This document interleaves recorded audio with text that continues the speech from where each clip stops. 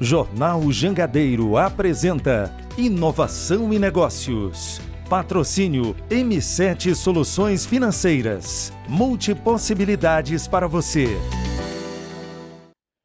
Inovação e Negócios, o nosso programa de todas as quintas-feiras, às 13 horas ao vivo, sempre com um convidado, uma convidada especial, aqui na Jangadeiro Band News FM 101,7, mídias sociais do YouTube e Facebook do Jornal Jangadeiro, e agora também aos sábados, tá? 9 horas da manhã, na TV Jangadeiro SBT.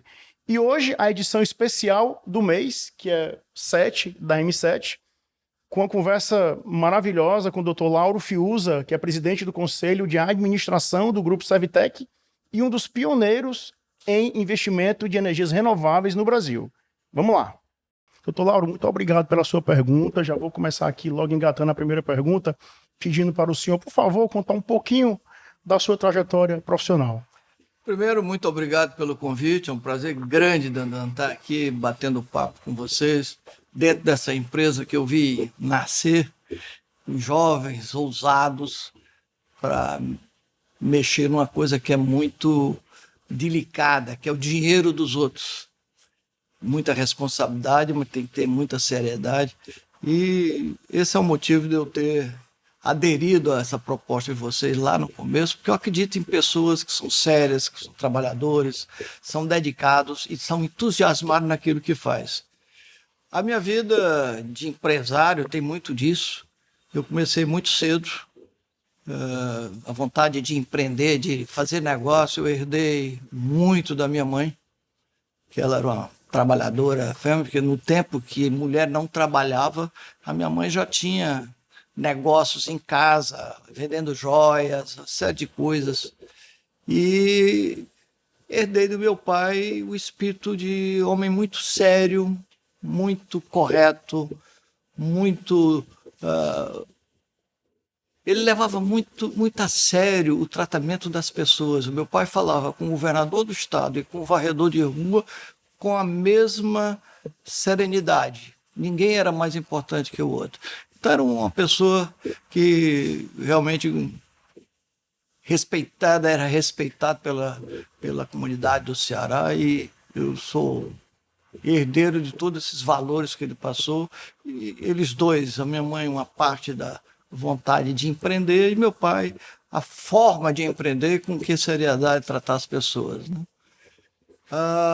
Meu primeiro CNPJ eu tinha, acho que 13 anos, quando eu comprei um caminhão com aval, óbvio, do meu pai, que acreditava no meu taco, e eu descobri uma forma de transformar os desmatamentos que estavam sendo feitos entre a nossa fazenda e Fortaleza, que são 70 quilômetros, para fabricar pasto para gado, e pedir licença ao papai para, em vez de queimar aquela madeira, eu transportava ali para vender para todas as cerâmicas que tinham entre a nossa fazenda e Fortaleza. 13 anos de idade. 13 anos. Eu era proprietário de uma empresa.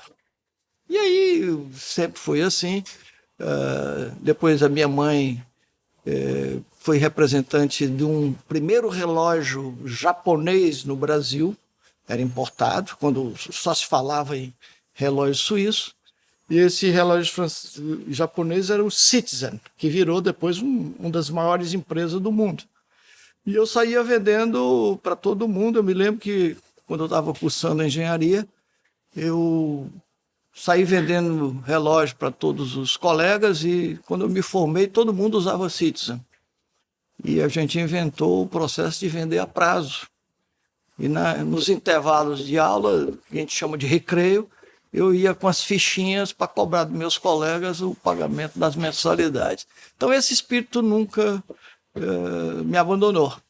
É tanto que, quando a gente se formou, eu sou de uma das primeiras turmas de engenharia mecânica, todos os meus colegas estavam empregados em empresas de grande porte, empresas estatais, etc., com boas oportunidades de remuneração. E eu fui o único que não tinha optado por essa saída. Não que fosse ruim, eram ótimas. Muita gente passou por isso e depois se transformaram em empresário, etc. Mas eu não tinha a aptidão para ter emprego.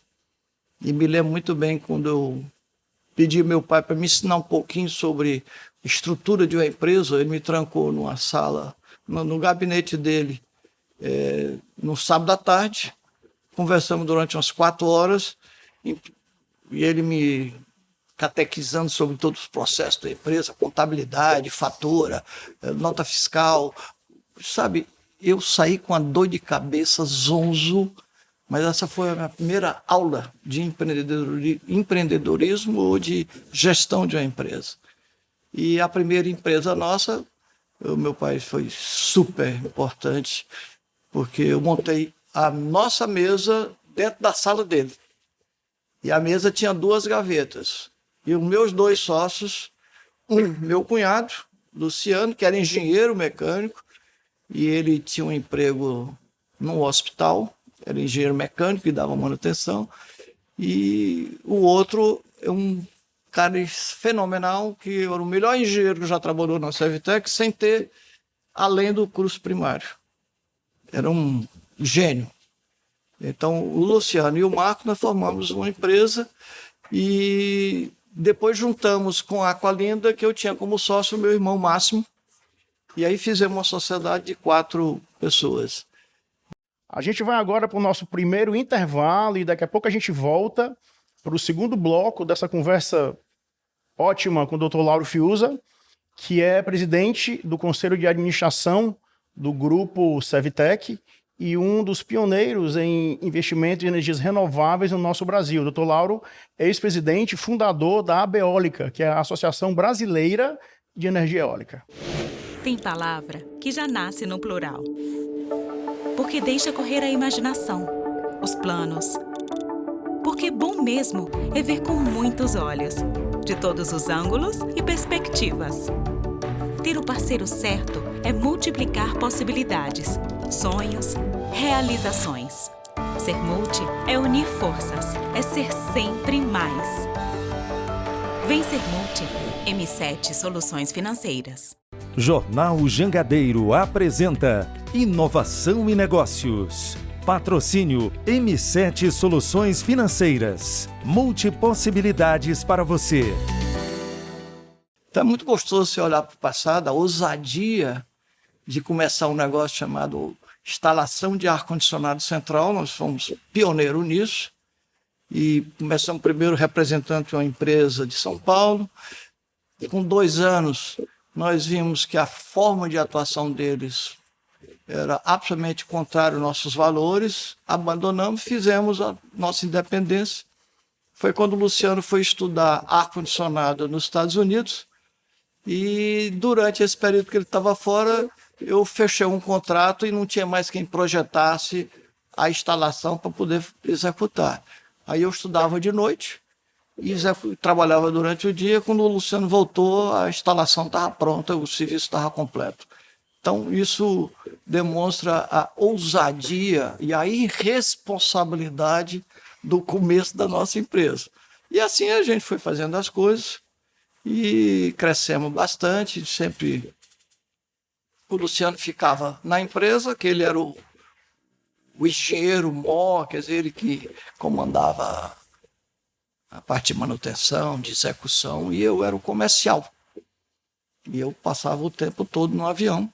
Abrimos Teresina, depois Pernambuco, depois Natal, depois Recife, Pernambuco, Manaus, aí fomos crescendo. E com mais ou menos 15 anos que a gente... Uma passagem interessante, todo ano, no final do ano, a gente sentava os 4 e perguntava: pô, será que vale a pena a gente continuar a empresa? Aí pensava, falta de dinheiro total, muito trabalho e pouco resultado. Aí dizia: vamos tentar mais um ano. O ano seguinte a mesma coisa, vamos tentar mais um ano. E no 7º ano a gente não fez mais essa reunião, porque o negócio já estava começando a crescer. E 15 anos depois apareceu uma oportunidade que a maior empresa, a pioneira em ar-condicionado no Brasil, estava quebrada. E nos foi oferecido. Eu tive a ousadia, juntei os sócios e decidimos comprar os ativos dessa empresa, que eram as pessoas mais preparadas, com um nome espetacular, e essa empresa tinha sede no Rio de Janeiro. Aí assumimos esse ativo da CEI Brasil, demos um salto muito grande, e fomos considerados os três como doidos, podia sair do Ceará, comprar uma empresa maior do Brasil, lá no Rio de Janeiro, só doido. Mas a gente ousou, deu certo, o volume no Sul começou a crescer muito e foi quando a gente tomou a decisão de mudar a matriz para Rio e depois para São Paulo.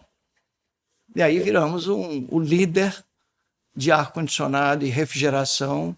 Herdamos uma tecnologia de experiência de refrigeração da CEI Brasil e o volume cresceu muito, mudamos para São Paulo.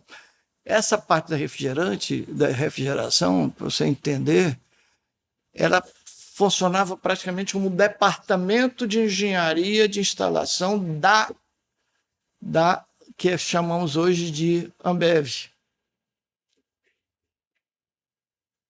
E não tinha concorrência, era uma evolução. Chegamos a fazer para eles a maior fábrica de cerveja de todas as Américas e era a maior instalação de refrigeração do Brasil e fomos muito bem-sucedidos. E nós fizemos reformas das fábricas da Brahma, na época chamava Brahma, sem parar a indústria. Quer dizer, realmente uma tecnologia, uma competência que a gente adquiriu muito boa. A fábrica não parava e você trocando todo o sistema de refrigeração, que é básico para a fábrica, né? E, ao mesmo tempo, a gente começou a diversificar muitas coisas. Aí entramos em projetos agrícolas, produção de fruta, exportação de fruta, jojoba. Entramos em tentativa de fazer um hotel resort no Cumbuco. Criamos uma tecelagem, abrimos uma agência de turismo. Quer dizer, um amontoado de coisas. E um belo dia, eu já estava com 45 anos, 44 anos. Eu fui convocado para fazer um programa de upgrade em Harvard, para presidentes e executivos de empresas, executivos comandantes, que chama-se OPM. Aí eu estava tão atabalhado. Apenas contextualizando, Harvard, uma universidade em Boston, nos Estados Unidos, considerada uma das melhores escolas do mundo, né? Não, como é a minha, é a melhor. Uma escola incrível. Aliás, lá em casa a gente tem sempre uma brincadeira, porque meus dois filhos, seus amigos e sócios, o Pedro e o Laurinho, fizeram o MIT, que é do outro lado do Rio. Mas Harvard é melhor, né? Que a minha. E a gente brinca e diz, aquela escolinha do outro lado do Rio. E eles dizem, não, aquela que é a escola boa, aquela outra de gente teórica e tal. Então, nesse programa eu não fui a primeira vez, fui convidado pela segunda vez. Na terceira vez, a minha mulher, que sempre esteve do meu lado e sempre foi a minha âncora e que me deu muita força em toda a minha vida profissional, disse, se você não for dessa vez, eles não vão te convidar mais. Aí eu fui. Estava no pior momento da empresa, devendo muito. Mudamos a empresa radicalmente, dando de presente para os executivos que iam perder emprego, empresas que não estavam no nosso foco, que era trabalhar com energia. Se você imaginar, tudo que a gente fazia, ar-condicionado, refrigeração, ventilação, é usar energia numa ponta, passar numa máquina e entregar do outro lado produtos que são usados como ar-condicionado, água gelada para refrigeração, bem-estar com ventilação, etc. Então, quando a gente entendeu que o nosso negócio era trabalhar com energia, nós começamos a crescer na curva ascendente do assunto energia. Conversa ótima, passa muito rápido. A gente vai fazer assim, a gente vai agora para um intervalo e a gente volta para o terceiro e último bloco do nosso programa Inovação e Negócio de hoje, edição especial do mês 7 da M7, com reforço de extrema qualidade aqui para a mesa. que é o secretário Maia Júnior, que é secretário da SEDET, que é a Secretaria de Desenvolvimento Econômico e do Trabalho do Governo do Estado do Ceará. Tá? Daqui a pouco o Maia vai estar com a gente volta já, fica aí. Tem palavra que já nasce no plural. Porque deixa correr a imaginação, os planos. Porque bom mesmo é ver com muitos olhos, de todos os ângulos e perspectivas. Ter o parceiro certo é multiplicar possibilidades, sonhos, realizações. Ser multi é unir forças, é ser sempre mais. Vem ser multi. M7 Soluções Financeiras. Jornal Jangadeiro apresenta Inovação e Negócios. Patrocínio M7 Soluções Financeiras. Multipossibilidades para você. E ninguém melhor do que o senhor, secretário Maia, para a gente, nesse bloco final aí, a gente falou de energia, a gente falou de energias renováveis, de infraestrutura, e é um assunto que você trata aí, né, à frente, pelo lado da coisa pública há muitos anos, além da sua grande amizade pessoal com o nosso convidado, o doutor Lauro. E o senhor, como convidado, eu não poderia deixar de convidá-lo para você contribuir aí com um breve depoimento a respeito dessa pauta e desse convidado tão campeão e dessa pauta tão estratégica para o nosso Estado. Eu não posso encerrar sem te convidar para você dar um depoimento a respeito desse tema, dessa sua relação com o doutor Lauro. Maia, obrigado pela tua presença mais uma vez. Mais uma vez, quem agradece sou eu, né? Segunda vez que eu participo. Você já esteve conosco, né? Você, conversa ótima. Numa boa conversa sobre o desenvolvimento do Ceará. E para mim, estar aqui é um motivo de muita alegria, porque não só estar aqui no seu programa, mas estar com um amigo de tão longas datas, como você colocou, que é o Laurinho, né? A nossa amizade com o Laurinho, ela transcende, inclusive, a nossa chegada ao governo, né? Nós somos amigos há bastante tempo, fizemos muitas parcerias quando eu atuei no campo da construção civil. A Servitec sempre foi um grande... Estamos recebendo hoje um papo ótimo com o doutor Lauro Fiuza. O doutor Lauro é presidente do Conselho de Administração do Grupo Servitec e um dos investidores pioneiros no Brasil em energias renováveis. Convidado super relevante agora aqui nesse terceiro e último bloco do nosso programa, doutor Lauro. Você já sabe que a gente tem aqui alguns convidados nesse momento, e a gente tem a honra de receber aqui o secretário Maia Júnior. O secretário Maia é lá da SEDET, que é a Secretaria de Desenvolvimento Econômico e do Trabalho do Governo do Estado do Ceará. E a gente não pode iniciar essa conversa sem antes, Maia, querido Maia, muito obrigado pela sua presença aqui, mas parabenizando pelo belíssimo trabalho que o senhor realiza já há muitos anos, tá? Durante vários governos aqui no estado do Ceará, contribuições aí diversas, uma história longa, tá? Nessa condução da infraestrutura na máquina pública. Parabéns, antes de mais nada. E ninguém melhor do que o senhor, secretário Maia, para a gente, nesse bloco final aí, a gente falou de energia, a gente falou de energias renováveis, de infraestrutura, e é um assunto que você trata aí, né, à frente, pelo lado da coisa pública há muitos anos, além da sua grande amizade pessoal com o nosso convidado, o doutor Lauro. E o senhor, como convidado, eu não poderia deixar de convidá-lo para você contribuir aí com um breve depoimento a respeito dessa pauta e desse convidado tão campeão e dessa pauta tão estratégica para o nosso Estado. Eu não posso encerrar sem te convidar para você dar um depoimento a respeito desse tema, dessa sua relação com o doutor Lauro. Maia, obrigado pela tua presença mais uma vez.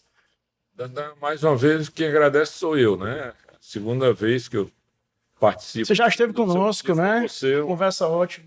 Numa boa conversa sobre o desenvolvimento do Ceará. E para mim, estar aqui é um motivo de muita alegria, porque não só estar aqui no seu programa, mas estar com um amigo de tão longas datas, como você colocou, que é o Laurinho, né? A nossa amizade com o Laurinho, ela transcende, inclusive, a nossa chegada ao governo, né? Nós somos amigos há bastante tempo, fizemos muitas parcerias quando eu atuei no campo da construção civil. A Servitec sempre foi um grande solucionador dos desafios que a gente tinha, né? Eu sempre estava ao lado, tanto o Lauro como o próprio Maximo, né? Fizemos muitas obras de ar-condicionado, mas também muito mais algumas piscinas na cidade do Ceará e nessas praias do Ceará junto. Perdão interromper, secretário. Um grande e afetuoso abraço ao Dr. Márcio Fiuza, que o senhor citou agora, está aqui também com a gente como convidado aqui do nosso programa. Essa relação ela é estreita e é bastante longa, né? E no governo, o Laurinho, né, sempre foi um grande estimulador, né? Quando eu ingressei no governo do Ceará, né, pela amizade que a gente tinha, e éramos também muito próximos, na época, candidato a vice-governador Lúcio Alcântara, no governo do Ciro, né, que foi o segundo governo depois do governo das mudanças do Tasso, né, do projeto do PSDB, do projeto do SIC, que ainda hoje, para mim, o modelo e a arquitetura do desenvolvimento do Estado foi construído com essa geração. A Servitec sempre foi um grande solucionador dos desafios que a gente tinha, né? Eu sempre estava ao lado, tanto o Lauro como o próprio Maximo, né? Fizemos muitas obras de ar-condicionado, mas também muito mais algumas piscinas na cidade do Ceará e nessas praias do Ceará junto. Perdão interromper, secretário. Um grande e afetuoso abraço ao Dr. Márcio Fiuza, que o senhor citou agora, está aqui também com a gente como convidado aqui do nosso programa. Essa relação ela é estreita e é bastante longa, né? E no governo, o Laurinho, né, sempre foi um grande estimulador, né? Quando eu ingressei no governo do Ceará, né, pela amizade que a gente tinha, e éramos também muito próximos, na época, candidato a vice-governador Lúcio Alcântara, no governo do Ciro, né, que foi o segundo governo depois do governo das mudanças do Tasso, né, do projeto do PSDB, do projeto do SIC, que ainda hoje, para mim, o modelo e a arquitetura do desenvolvimento do Estado foi construído com essa geração. Mas o Laurinho, ele é uma pessoa assim, muito plural, né? E uma pessoa muito democrática, né? Ele sempre contribuiu com todos os governos, independente da amizade grande que ele sempre teve, como a gente sempre teve com o Tasso, né? Mesmo no atual governo do Camilo, nós estamos terminando, né? Foi quem me trouxe pela última vez para contribuir com o Estado, né? O Laurinho sempre também chegou junto. Mas o Laurinho, nessa história da infraestrutura do Ceará, até porque ele sempre foi um grande engenheiro, ele tem uma parceria muito grande, né? Porque um dos maiores desafios do segundo governo do Tasso, o primeiro foi sanear o Estado, arrumar o Estado para poder pensar em coisas maiores. Mas no segundo governo, o grande desafio nosso foi montar o primeiro passo para o desenvolvimento do Ceará, que foi a infraestrutura. Essa infraestrutura que está no Ceará hoje, bastante competitiva, foi montada naquela época. Governo de 91 a 94. De 95, né, a 98. Tá. 91, não, 87 foi o primeiro. 87 foi o primeiro. 87, 91 foi o primeiro. O segundo... O segundo, o Ciro, foi 92 a 94, mas o Ciro não terminou o mandato. Porque o Ciro, no último ano, no mês de setembro, foi convidado pelo então presidente Itamar Franco para assumir o Ministério da Economia. Exatamente. E ele deixou o governo, né, na época, com o Chico Aguiar, que era o vice-governador, para concluir o segundo mandato do governo das mudanças, né? E ao desenhar essa infraestrutura, para mim foi um privilégio ter um amigo como o Laurinho, que como engenheiro conhecia muito, e nos ajudou muito a montar essa arquitetura dessa infraestrutura que está até hoje, né? E lançar num programa vários desafios, né? O Ceará tinha enormes desafios para montar essa infraestrutura. Nós não tínhamos um aeroporto, nós não tínhamos um porto. Como é que a gente pode pensar, né, fazer um desenvolvimento, atrair empresas, ser um porto, ser um aeroporto? Tínhamos ainda muitas limitações, o Estado naquela época que eu assumi, ainda tinha 27 municípios que não tinham nem acesso por estradas asfaltadas, né? Isso foi concluído nesse segundo mandato do Tasso. Energia elétrica, que eu acho que é o grande ponto dessa conversa, o Ceará importava 100%, não tinha energia elétrica. E a nossa energia, a área de energia, ela tinha 3 grandes problemas que eu acho que são fundamentos de uma estrutura de montagem de um projeto de atendimento de energia no Estado, né?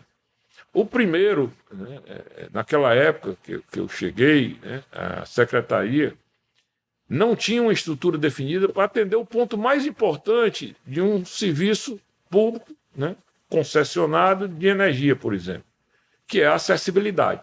Fazer com que todos os cearenses tivessem energia na sua porta. Você tem uma ideia, Fortaleza tinha 75% de consumidores atendidos, o interior só tinha 25%. Né? Nós deixamos Fortaleza com 99, alguma coisa e deixamos o interior com 98% de atendimento. Algo recente, né? Tá certo? Faz pouco tempo. Né? 21 anos, né? Nós estamos falando aqui. Né?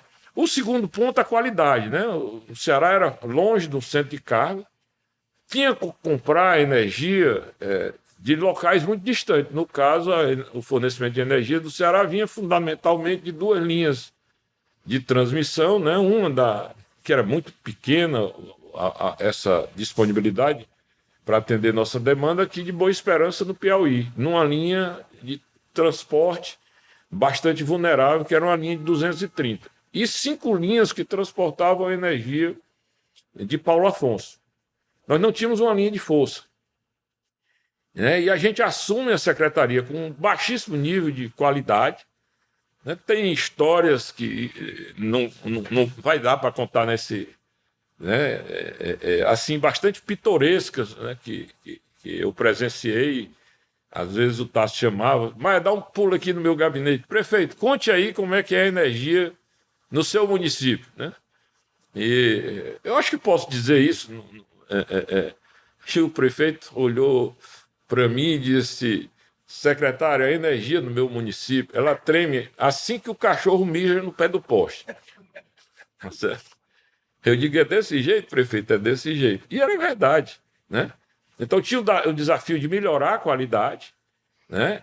E tinha o desafio do preço. A gente não tinha como interferir no preço. O preço são preços regulados, eram regulados, como até hoje são, pelo Ministério de Minas e Energia, né? E nesse processo, a qualidade só tinha uma maneira: começar a produzir energia no Ceará, deixar de depender de importação de energia de outros estados. Esse era o desafio, né? Melhorar as linhas de transporte, reforçar essas linhas de potência. E aí surge um outro grande problema, né? O Tasso põe na mesa que queria construir uma siderúrgica, queria construir uma refinaria, precisávamos fazer um porto, mas precisávamos também de energia. Porque se a gente acionasse a siderúrgica, os fornos da siderúrgica, no PECEM apagava a cidade de Fortaleza. Isso é uma coisa que pouca gente sabe. Aí lá vai a gente ir para Nova York, contratar um consultor para estruturar com a gente, né? Como a gente poderia ter uma siderúrgica sem apagar a cidade de Fortaleza. Então tem aí várias passagens, né? Mas universalizar, a gente tinha ideias que foi sanear a Coelce. E conseguimos fazer isso. Montamos os principais programas. O Ceará foi protagonista depois do Miguel Arraes, é importante dizer, que desenvolveu o melhor programa de universalização de energia do país. E depois a gente até, no modelo deixado por ele em Pernambuco, que era um estado bem mais universalizado do que o nosso, e de qualquer um, fazendo um paralelo nos dias de hoje, né, de um trabalho de base que foi feito lá atrás, que foi o Ceará se tornar produtor de energia e de energia limpa. Agora, o mesmo esforço, de uma forma muito semelhante com o hidrogênio. Um estudante da Universidade Federal, em 2019, me é indicado por um ex-reitor e me traz exatamente os estudos, o doutorado dele em produção de hidrogênio. Né? E através desse cearense, chama-se Daniel Lopes, é uma empresa hoje chamada Hytron, está inclusive construindo para a EDP a primeira usina de hidrogênio da América Latina, que a gente deve inaugurar em dezembro, né? Aqui em Pecém, uma usina piloto, como foi também na energia eólica, o projeto do Mucuripe, a instalação de 4 torres pilotos para a gente poder desenvolver a área de energia. Aí tivemos um esforço muito grande, o Lauro participou ativamente disso, né, e de negociações, porque o mesmo desafio que o hidrogênio sofre hoje, precisamos regulamentar. Não vai haver investimento sem uma garantia de uma segurança jurídica para o investidor, né? Aí a gente consegue a regulamentação no Congresso, né, para se produzir energias renováveis no Brasil, eólica, solar, né, e a gente consegue, né, lançar o primeiro leilão por parte do Sistema Nacional de Compra de Energia, que foi o PROINFA. O governo libera a compra dos primeiros 1 giga de energia. Hoje são 20 já em produção no Sistema Elétrico Nacional. 20 anos depois, praticamente a gente cresceu 1 giga de energia por ano em energias eólicas, né? E aí é onde surge o Lauro, assim, mais vigoroso. Como sempre, corajoso, né? Ousado, tomador de risco, né?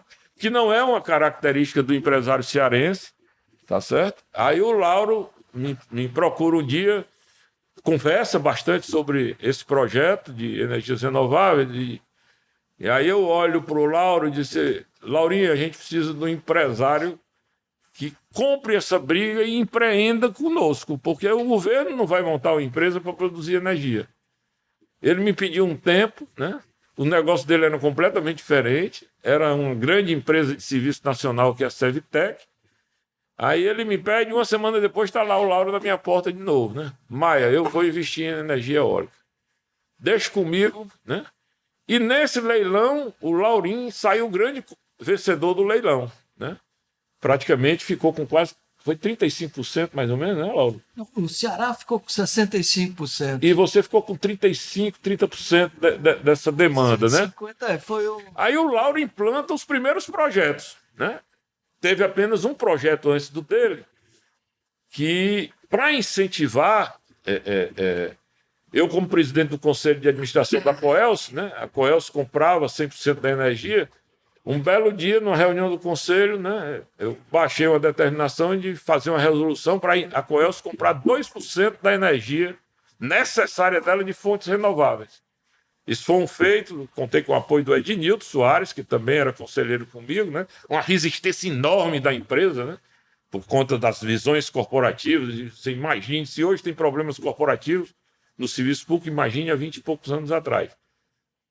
Mas conseguimos, né? Conseguimos, fizemos essa concorrência, que deu o resultado dos 2 primeiros parques comerciais do Brasil. Um na Taíba e outro aqui na Prainha. Cada um com 5 megawatts, né? E aí o negócio daí para frente foi esse sucesso, né? E que eu espero agora que a gente possa repetir aí com o hidrogênio verde para mudar o paradigma econômico do estado do Ceará. Peço desculpas aqui a todo mundo, a conversa é boa demais. Aqui a gente está vivendo literalmente, entendendo melhor a história do Ceará, né? E é um tema fascinante, empreendedorismo, infraestrutura, história em si. Mas, infelizmente, o nosso tempo urge e a gente precisa encerrar. E antes de passar aqui a palavra para o doutor Lauro, para as considerações finais, eu não posso deixar de dar um depoimento, porque eu acho que na vida a gente tem que ser muito grato. E algum mérito que eventualmente eu, Daniel, meus sócios, algum mérito que eventualmente a gente tenha por algum motivo em nossa vida empresarial, a gente deve ao Dr. Lauro. Porque o Dr. Lauro há quase 30 anos, Maia, acreditou na gente, a gente tinha 20 e poucos anos de idade, 20 anos de idade baixo. E você estava mexendo comigo porque o Carlos Francisco fez o que o Lauro fez comigo, né? E você fica mexendo comigo. Pois. Que o meu grande patrocinador na vida empresarial foi o Carlos Francisco, realmente. Tem que deixar isso claro. E por conta da carona que você está me dando, dá essa referência que é o Lauro para você. A gente sempre... O Tasso sabe disso, não fico preocupado, não. Ele sabe, né? Ele pergunta, né? Quando o Carlos liga, você atende, como é que ele fala? Ele disse que, O Tasso disse lamentavelmente, quando o Carlos Francisco me liga, eu atendo em pé. E ele não tem, da minha parte, essa consideração, porque eu atendo sentado. Essa é a cara dele, né? Carlos Francisco, um grande empresário cearense, mora em São Paulo, gente muito próxima, gente muito querida. Mas, enfim, a gente não pode deixar de ser grato, porque a gente, há quase 30 anos atrás, o nosso negócio sempre foi embasado em relacionamento com investidores, e o Dr. Lauro foi o primeiro a que acreditou na gente, e para a gente foi uma honra muito grande. Então, confesso que para mim foi um momento muito difícil, pessoalmente falando, entrevistar o Dr. Lauro, porque é muito difícil você entrevistar uma pessoa que você tem como referência, né, como grande espelho e grande conselheiro de vida. Então, não posso deixar de falar isso, a gente tem que ser grato. Dr. Lauro, vou abrir um pequeno espaço para as suas considerações finais. A conversa é prazerosa demais, faltou muita pauta, mas a gente tem que encerrar. Muito obrigado pela sua presença, todo o meu respeito, carinho e admiração pelo senhor. E abra aí um tempinho para as suas considerações finais. Dandan, depois da participação do meu querido amigo, irmão Maia Júnior, eu é que... Reforço campeão, né? Ele é um ícone da administração pública no Brasil, não tem ninguém melhor que ele. É um homem que trouxe toda a experiência empresarial dele para o governo, muito ético, muito correto, entusiasmado naquilo que ele pensa, é franco. Trabalhador, né?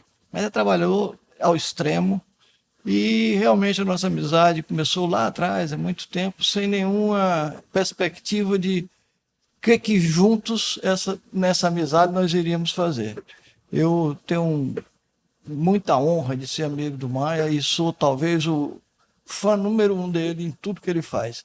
E acho que o Ceará tem uma dívida muito grande do Dr. Maia. Quer dizer, todo esse boom de desenvolvimento que nós estamos tendo hoje, e principalmente a estruturação. O Maia foi quem construiu o Porto do Pecém, vencendo resistências de todos os tipos. Eu me lembro muito bem que os políticos da oposição massacravam a ideia de construir o Porto do Pecém, que não era necessário. E ele estava à frente disso, com o apoio óbvio do Tasso, né? O Tasso tem esse talento de descobrir talentos.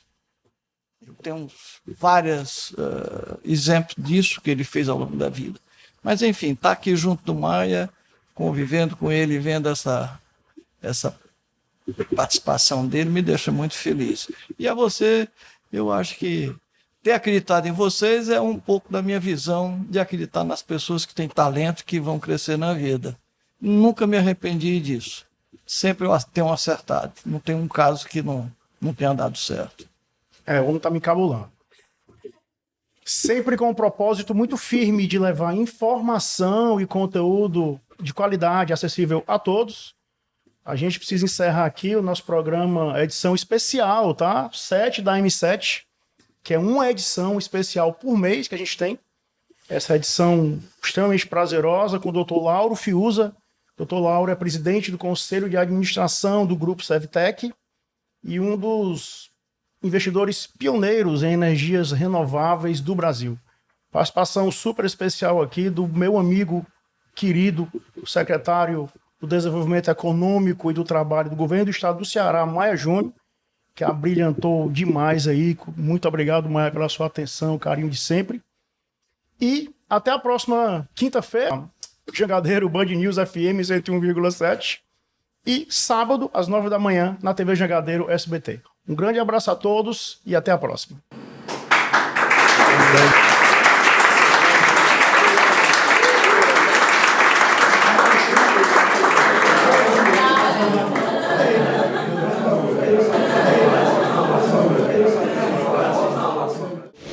Tem palavra que já nasce no plural.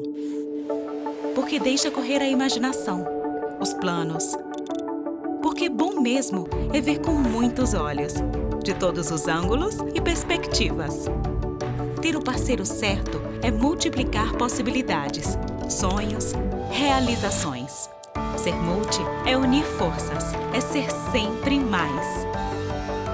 Vem ser multi. M7 Soluções Financeiras.